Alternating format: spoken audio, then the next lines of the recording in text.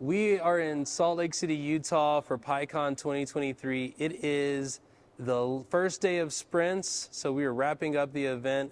And with me, I'm so glad I was able to stop and talk with you for a second because you are a first-time PyCon US attendee.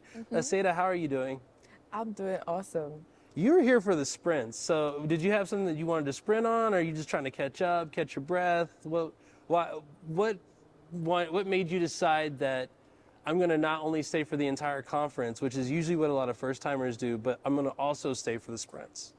Yeah, so I've been hearing a lot about people contributing to open source, and Abigail, she used to tell me back then at PyCon Africa that, oh, we need to get more Africans contributing to open source. So I come here and I see all the amazing people developing these packages, these libraries, and get sit in the same room with them to try to fix issues to these libraries that we all use, right? And I think that's super cool, and I like to give it a shot. That's awesome. So have you contributed to open source in the past, or are you trying to make your first contribution as well?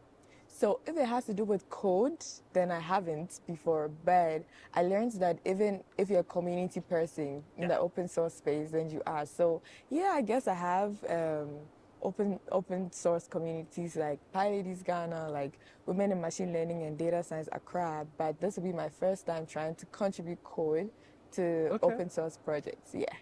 That's really cool that, PyCon US is a great place to do that. Like you said, there's so many people here, and there are people specifically looking for people to contribute. We talked about Russell from the Beware project.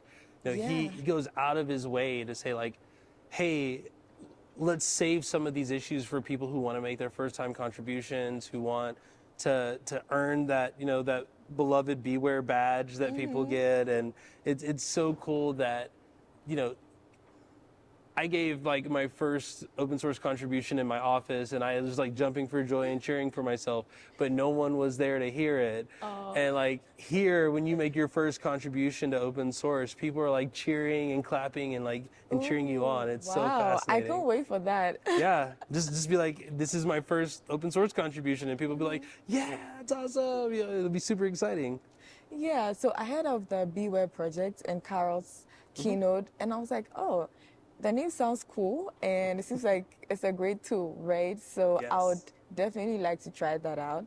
And then probably maybe the TypeScript. Okay. Yes. So those are the two I'm looking forward to. That is super cool. So, you mentioned before you've been to a few events in Ghana, and this is your first PyCon US.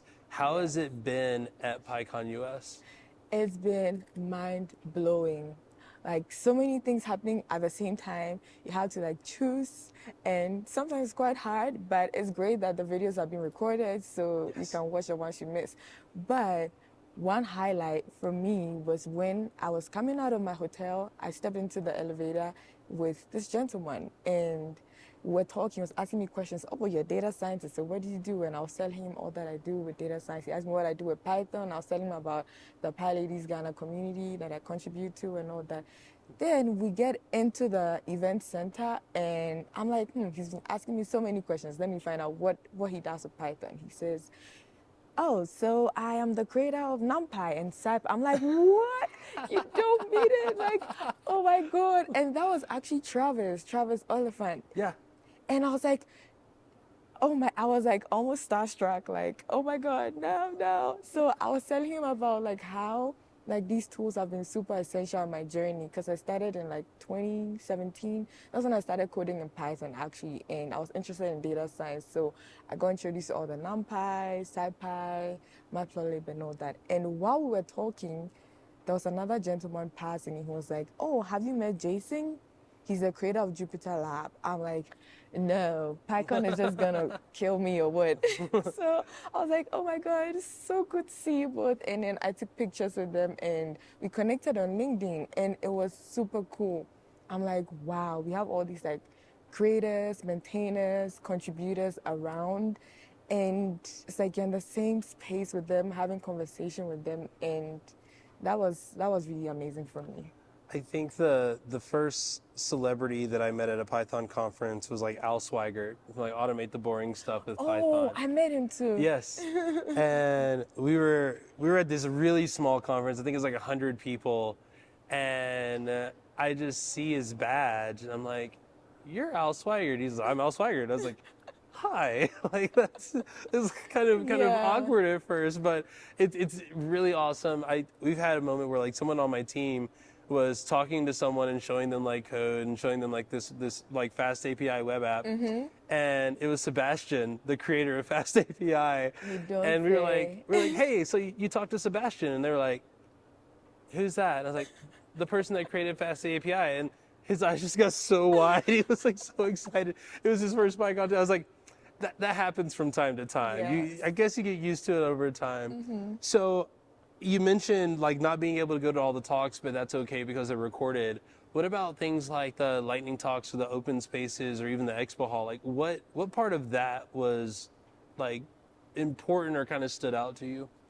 So one open space I attended was the Black Developers at PyCon US open space. It was really nice to be in the same room with other people of your complexion and That was doing so fun. amazing things. It was so fun. Yes, and just listening to your stories, your experiences, it just makes you know that you're not the only one out there. Like there are other people there, and it made me see the importance of visibility, like building my skills, building myself to be out there, right? So that other people like me would see me and be inspired and say that, oh, if she could do it, then I can do it as well. So it was a really great experience for me.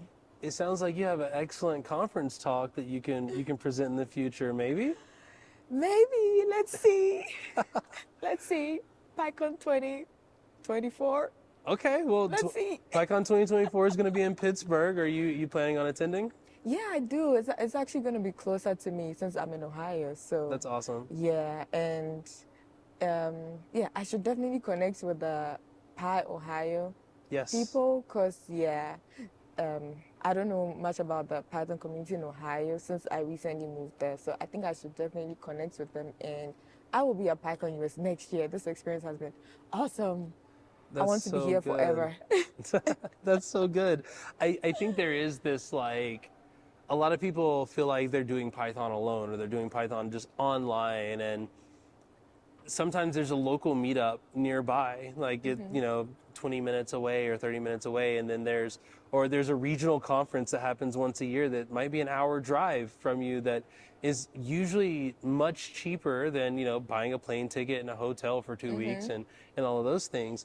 You can go. It's like a 1 to 2. It's like 1 or 2 day event. You drive up. You go to it. You attend. Maybe you speak, and then you drive home, and that's it. Yeah. And having spoken at Pi Ohio, it's a great conference ran by some great folks that really want to see that community and see that part of the community stand out a little bit more. So yeah, I think they'd really benefit from having you give a talk and maybe share some of your experiences of like just going to PyCon US or preparing that talk and I guess maybe one last question. How does the community feel in comparison to some of the events that you've had in Ghana?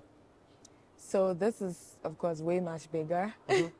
Yeah, but PyCon Africa was also amazing because of the like cultural aspect that we like ingrained into it. So there were like cultural performances and all that, and people got to see like other monumental places in Ghana, and people who flew in were like, "Oh, it was super awesome. Want to have it again." So I guess the big differences will be like this is like a much bigger scale, and you have like most of the contributors, the creators coming here. But back in Ghana, we had some people like Kojo, Yeah. right? They were all down there to make it amazing. It was also cool, like concurrent sessions, talks, workshops, and all that. There was a Jungle Girls event, and yeah, that was also like pretty amazing because we also got to meet other Python developers in Africa, not just Ghana, like in Oh, very Africa, like cool. people from Namibia, from Zimbabwe, from Nigeria, like everybody came together and it was so amazing. So that is also like something great to look forward to. So if you like to like fly down there to see what we have going. I Yeah. personally would. Yes. Like I have been telling people if you need a speaker, like let me know. Okay. Like I will be Okay. happy to travel to it's in Accra, right? Yes. Yeah, I would love to go visit Accra and while I'm there get to hang out with a bunch of Python developers. Like that Yeah. sounds like an absolute blast. And Yeah. if it's anything remotely close to the fun that we had in our open space for Black Python developers at PyCon, then I know it's going to be a party and I'm looking so forward to it. Yes, you're welcome. You're all welcome. So, yeah. You're also welcome to join us next year in Pittsburgh, but I think that's going to wrap it up for us here at PyCon 2023 in Salt Lake City. We hope to catch you at the next one. Take care.